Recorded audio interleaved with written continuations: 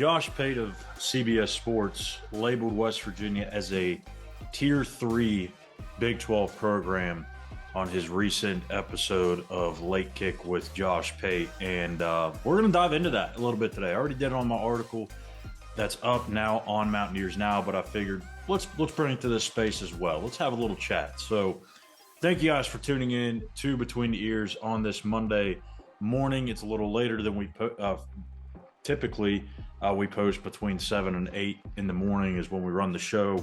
Had some technical issues going on, so we couldn't get it up a little bit earlier. But thank you for tuning in, as always. And so, yeah, let's just go ahead and dive into it. So Josh Pate, fairly well-respected around business. I personally don't know him. I've honestly probably only become familiar with him within the last year or so. But when you have that type of brand attached to you, it's going to start carrying a lot of weight in terms of what he says, what he thinks. And when this came out, I was just beside myself. I was shocked. So here it is. Here's his criteria for how he kind of organized these tiers. He's got 4 tiers. It's based off the last 3 years: recruiting, retention, talent acquisition overall, development, and kind of a peek into the future. And I think anytime you start putting parameters on these things, like I said in the article, you can kind of skew this, right? You can say what he put in these last 3 years. Oh, yeah, obviously, West Virginia hasn't been that great. They had 1 winning season in the last 3 years. But it's also the same for Kansas, who he has as a Tier 2 program. But if you start putting parameters on it and say the last 3 years, the last 5 years, the last 7 years, that's going to constantly change. Even if you move it a year, if you say the last 2 years, if you say the last 4 years, that picture is going to look completely different. How he settled on 3, I don't know. I don't know the reasoning behind it. Doesn't make sense to me. But I think if we're going to look at the actual tiers here, right? We're talking Big 12 program tiers. That's what he's discussing in this episode that he had. You have to take everything into account that program has done since the very beginning. If you're talking program is from the moment you started that football team to now, not the last 3 years. If you want to talk about the last 3-year window, then that's the last 3 years. That's the best Big 12 teams over the last 3 years. That's a different conversation. Do you want to put West Virginia at technically number 11? I can't necessarily disagree on that. They had 1 9-win season. Outside of that, 2 losing seasons in which things didn't look all that great. And when it comes to recruiting, I get it. West Virginia's not going to be up at the top. They never have been. They've always been a team that sits anywhere between 30 and 50 or 55 or whatever in the class rankings. And I mean, I think you all know my point on that, or my take on that, in that it really doesn't matter, because how many years has Texas A&M or a Florida or some schools like that have had top 5, top 10 classes and struggle to get to a bowl game? How many teams like Kansas State, West Virginia, I'm just trying to think off the top of my head here, NC State and some of those others that just, they continue to punch above their weight. Even Duke, throw them in the mix. So I think the star rankings doesn't make any sense. Never has, never will. There will never be a perfect science for it. That's why I don't really put a whole lot of stock into it.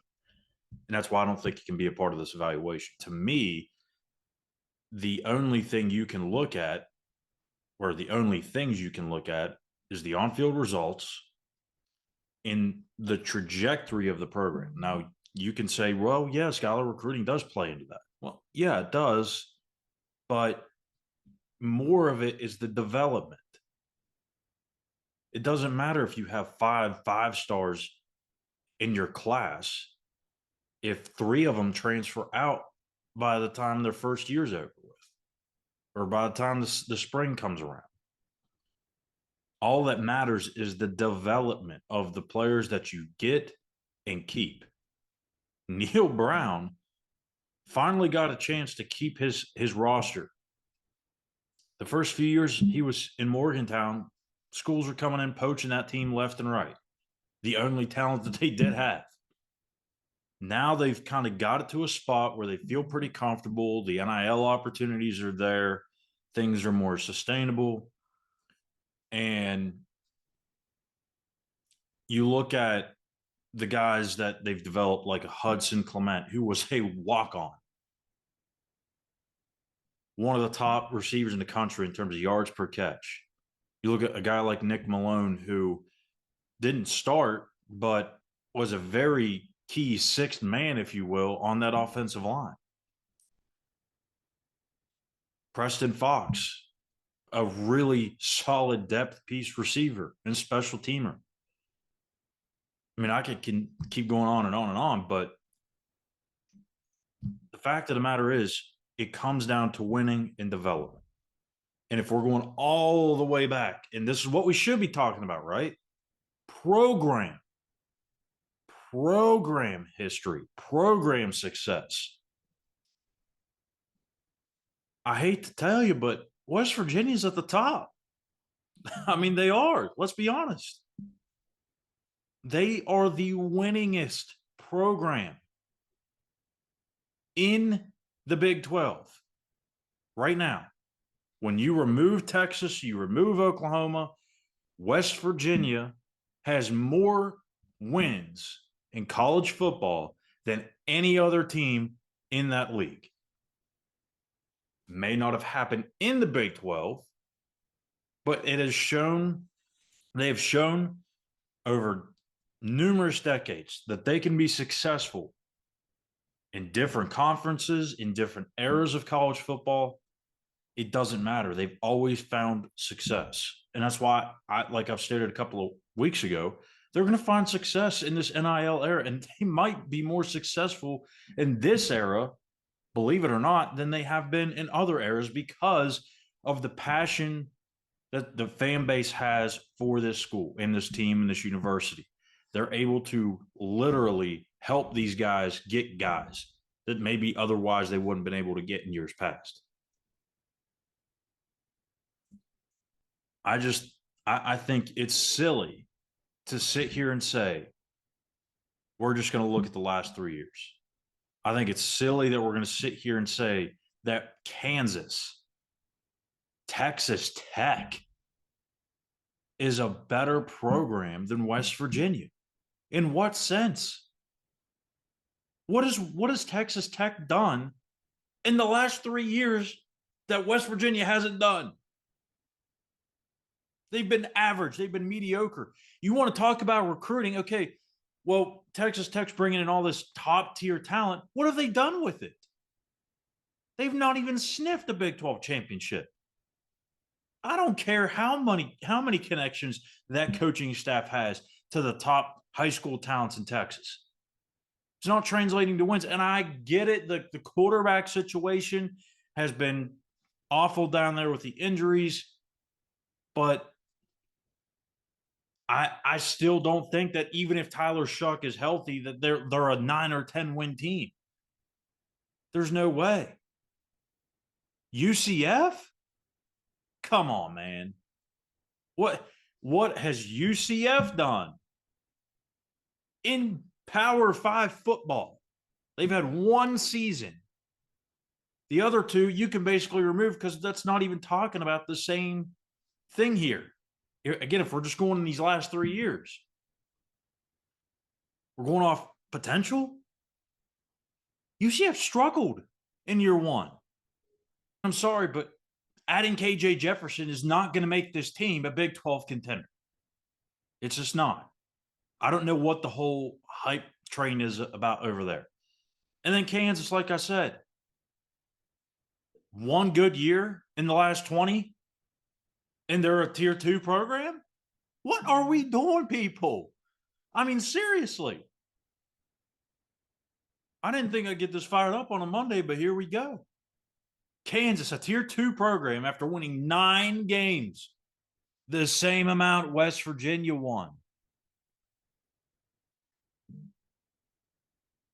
I fail to see how this makes sense.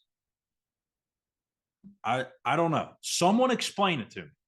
Again, because if we're talking programs, the best programs, top to bottom in the Big 12, you're talking the history.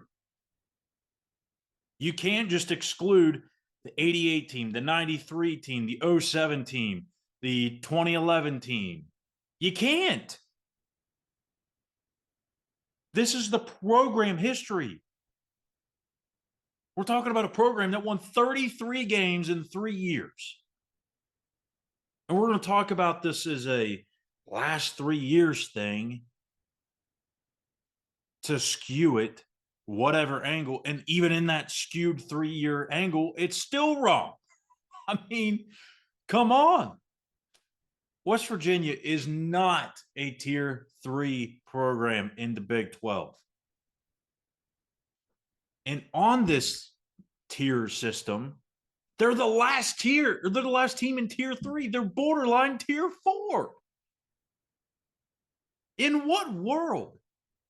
In what world has West Virginia ever been a bottom 4 team in their conference year in and year out in football? You're going to have to go back several years to find any sort of 2 to 3 year window where they were just bottom of the barrel. I don't see how this is a tier 3 program in any respect. You may be skeptical that this 2023 season was kind of like a one-hit wonder thing. I get it. I do. But again, program success. West Virginia up here, okay? You can't disregard that. They've won in every era, in every conference, in every decade. That's why they're the winningest program in this league. I don't know, man. I don't know. Show me the math is basically what I'm saying here. Show me your work. It's like the teacher back in 5th grade where you just come up with some random answer and they write on the thing, show me your work because this doesn't make sense. How did you get here? How did you get here is what I want to know. So, I mean, maybe I'm wrong. I don't think I am. Again, I'm not saying that West Virginia in these last 3 years is a tier 1 program. And again, if we're doing the whole tier thing, I don't know how I would do it, but I would probably say, yeah, tier 3 might make sense towards the top end of that because you did just win 9 games. And if you're going to put a team that won 9 games in tier 2, you got to have one near them in tier 3, right? But I don't like this 3-year thing doesn't make sense. The teams that he has in front of West Virginia in this 3-year window still doesn't make sense. It needs to be reordered badly. But again, you can't talk about program tiers with just a 3-year window. So I don't know. I think it's just another thing for West Virginia to kind of hang on to. It's going to be another year where folks aren't going to be high on this team. I'm telling you now, nobody loves this team. Nobody. And I guarantee you, they won't be in the preseason top 25. Not that I believe that should be the case. I'm just telling you, I think that's what's going to happen. They're not going to end up being in the top preseason top 25. You've already seen the Vegas win total sitting at 6.5. You've got guys like Josh Pate putting them as a tier 3 program in the last 3 years. Shows you how much he really thinks about this team. And I'm sure when the preseason poll rolls around again, they'll be, I don't know, 7th or 8th. No one's going to think West Virginia's got a standing or a fighter's chance in this state. Nobody. They're going to be doubted again, and they're going to have to go out and prove people wrong again. And that's the world we live in. So that's it for me here today. I'll get off my rocker. Josh, I'm sure you're a great guy. I have no disrespect to you at all. I just don't. I fail to see how you got from point A to point B on this one. So make sure you hit that subscribe button on YouTube and Mountaineers Now. Give us a like and a follow on X at the same handle. And we will be back here tomorrow with another episode of Between Eers.